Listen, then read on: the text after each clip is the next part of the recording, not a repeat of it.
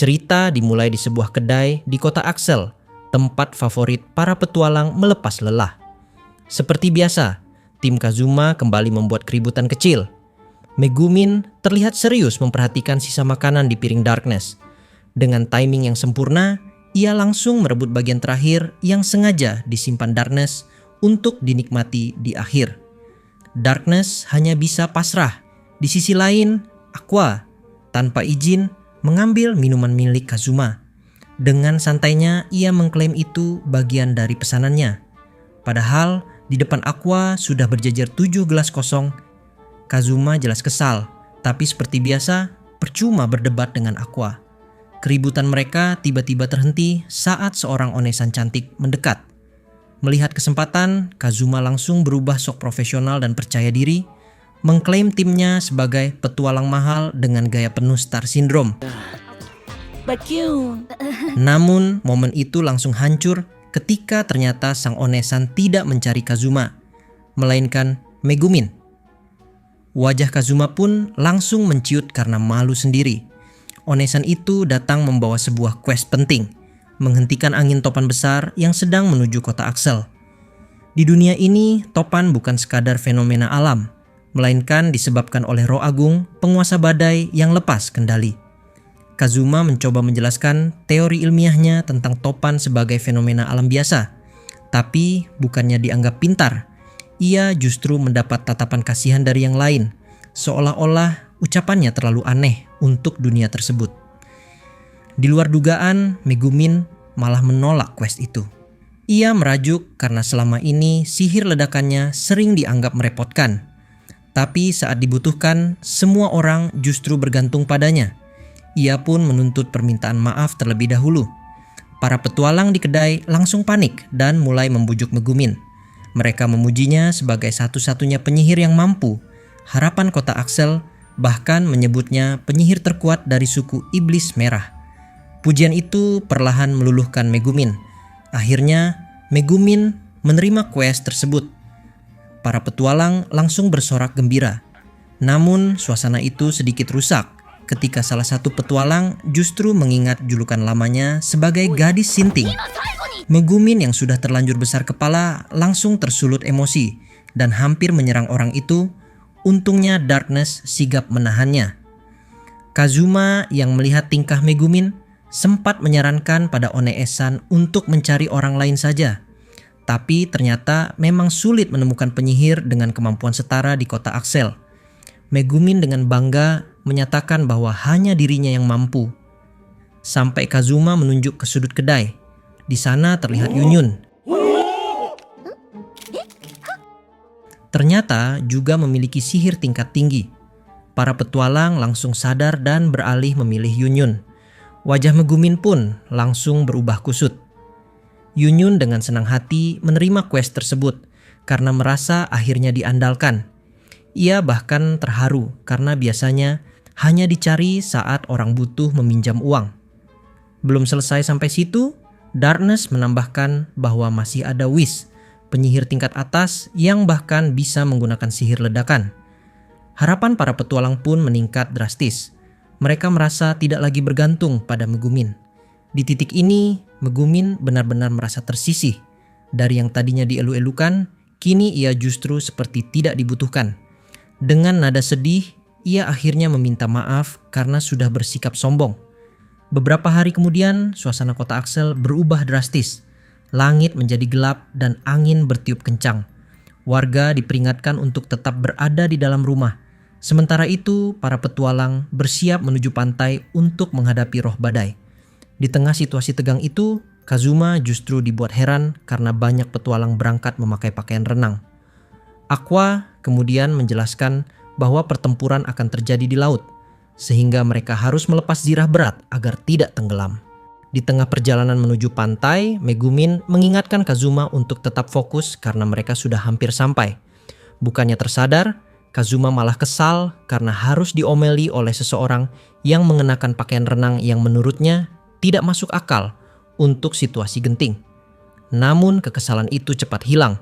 Perhatiannya justru teralihkan saat melihat Whis dan Yunyun yang juga mengenakan pakaian renang. menikmati pemandangan tanpa rasa bersalah sedikit pun. Di perjalanan, Kazuma penasaran dan bertanya pada salah satu petualang kenapa mereka melakukan ritual menghadapi topan ini setiap tahun. Petualang itu menjelaskan bahwa jika roh badai berhasil ditenangkan atau dikalahkan, akan muncul sebuah fenomena langka sebagai balas budi dari roh tersebut. Kazuma semakin penasaran. Sesampainya di lokasi, mereka disambut pemandangan 3 pusaran angin besar yang berputar di atas laut, menciptakan badai yang sangat kuat. Kazuma terkejut karena roh agung badai yang ia bayangkan ternyata tidak menyeramkan, melainkan lebih terlihat seperti sosok One-san yang sedang dilanda emosi, seperti orang galau yang kehilangan arah. Aqua mencoba maju lebih dulu untuk membujuk roh tersebut. Ia bahkan memperingatkan yang lain agar tidak memprovokasi. Dengan gaya sok bijak sebagai Dewi Air, Aqua berdiri di depan roh badai dan mencoba menenangkannya. Namun usaha itu berakhir tragis. Roh tersebut justru menyerang Aqua secara tiba-tiba, membuatnya terpental jauh hingga ke bibir pantai. Merasa tidak terima, Aqua bangkit dan langsung berubah emosi.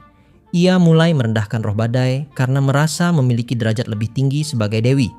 Bahkan dengan penuh amarah, Aqua berlari menyerang sambil mengancam akan menjadikan roh itu sekadar kipas angin rumah. Ucapan itu justru membakar semangat para petualang. Mereka ikut menyerbu roh badai dengan penuh semangat, namun hasilnya sama saja. Semuanya terpental dan membuat roh tersebut semakin mengamuk.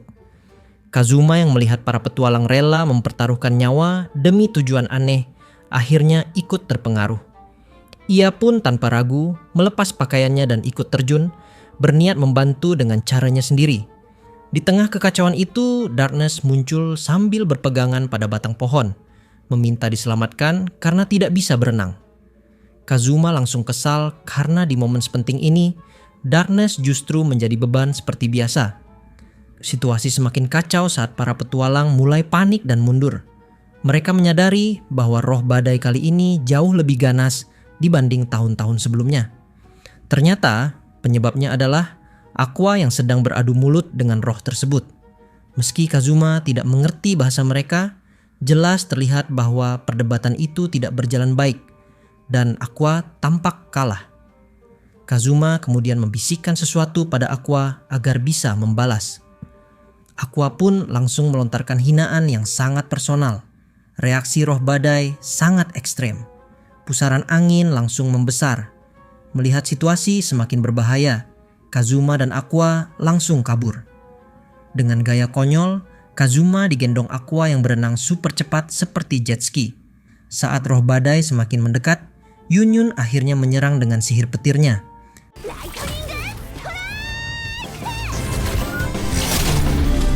Serangan itu disusul oleh Whis dengan sihir api tingkat tinggi.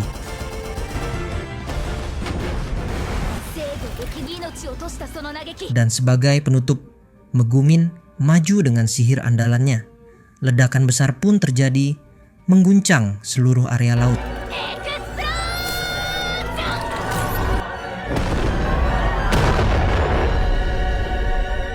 Setelah serangan gabungan itu, roh badai akhirnya kembali sadar dan kembali ke wujud aslinya. Sebagai tanda terima kasih, ia berniat memberikan hadiah kepada para petualang. Para petualang pria langsung penuh harap, menunggu momen yang mereka impikan sejak awal. Namun tepat saat hadiah itu akan diberikan dalam bentuk hembusan angin, Aqua tiba-tiba merapalkan mantra pembatal. Semua langsung terdiam. Kazuma dan para petualang hanya bisa terpaku, tidak percaya dengan apa yang baru saja terjadi. Aqua justru memarahi roh tersebut, menganggap hadiah itu tidak pantas dan berbahaya. Sementara itu, para petualang pria hanya bisa menatap kosong. Harapan yang sudah mereka perjuangkan dengan taruhan nyawa. Roh badai pun akhirnya pergi, berjanji akan kembali tahun depan. Misi selesai dengan sukses. Malam harinya, para petualang merayakan kemenangan mereka di guild dengan pesta meriah. Namun anehnya, Kazuma dan para petualang pria tidak terlihat di sana. Ternyata di tempat lain justru terlihat antrian panjang di depan layanan suku bus. Dan disitulah mereka semua berada.